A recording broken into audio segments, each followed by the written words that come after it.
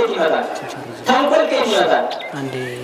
አየህ፣ ነገሮችን በግልጽነት ራስን ለማሳደግ በምታደርገው ወንድምን ጥሩ ለማለት በሚባል ቀናተኛ ስሜት አትጎዳም ማለት ነው። አየህ፣ የወንድም ከፍታ በራሱ ለአንተ ደስታ ነው ማለት ነው። በዚህ አንድነት ውስጥ ነው የወንድምን እንጀራ ማግኘት ለአንተ ደስታ ነው ማለት ነው። ሌላ አነጋገር አየህ፣ በጣም ማስተዋል ይኖርብናል ማለት ነው።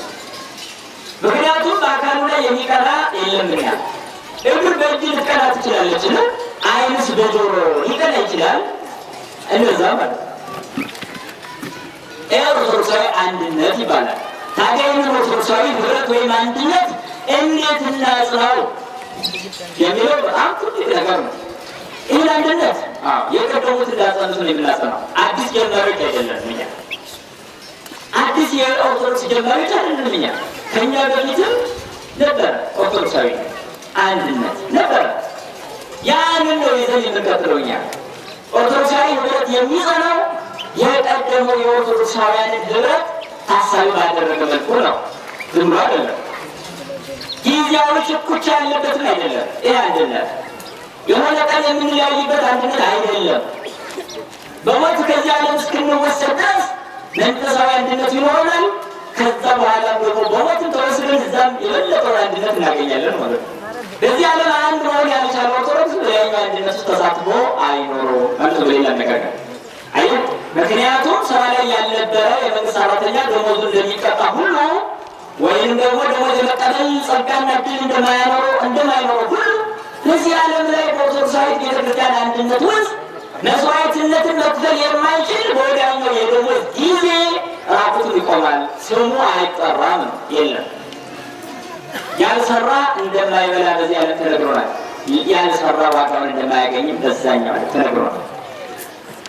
ስለዚህ ታዲያ አንድነትን እንዴት እናጽናው ለሚለው የመጀመሪያው አንድነትን ማጽኛ መንገድ ስለ አንድነቱ ወይም ስለ ኦርቶዶክሳዊ ህብረቱ ጠንቅቆ ማወቅ ነው። የመጀመሪያው ያላወቀ ምን ሊያደርግ አይችልም።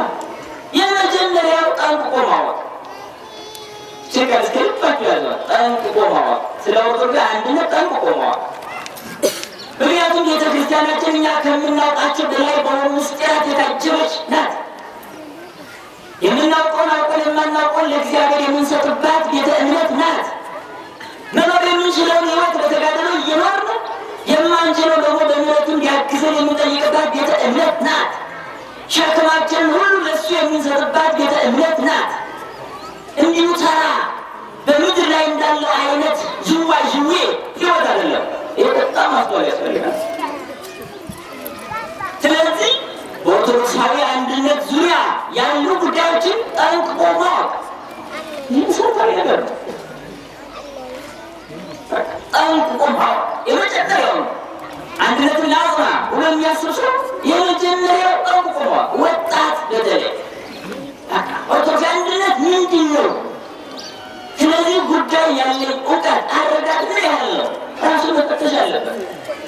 አየህ፣ ለዚህ እኮ ነው እርስ በርሱ ቢሮ ገብቶ እንኳን የማይስማማ ኦርቶዶክስ የተፈጠሩ ስራ ንግድ ቢጀምረው እንኳን የሚበላሽበት አንድነት ስለጋባ ነው። ለምን? ስለ ኦርቶዶክስ አንድነቱ ግልጽ አይደለም። ስለዚህ የመጀመሪያው ማጽኛው ምንድን ነው? ጠንቅቆ ማወቅ ነው። ስለ ኦርቶዶክስ አንድነት ጠንቅቆ ማወቅ። ይህንን መናገር ለምን ፈለጉ? ጠንቅቆ የማያውቅ ሰው እንደ እንስሳት መሆኑ አይቀርምና እንስሳውን እስከተመቸ ድረስ ብቻ ፈተናዎችን ማለፍና ችግር ተሻግሮ አንድነቱን የማጽናት አቅም አያገኝም።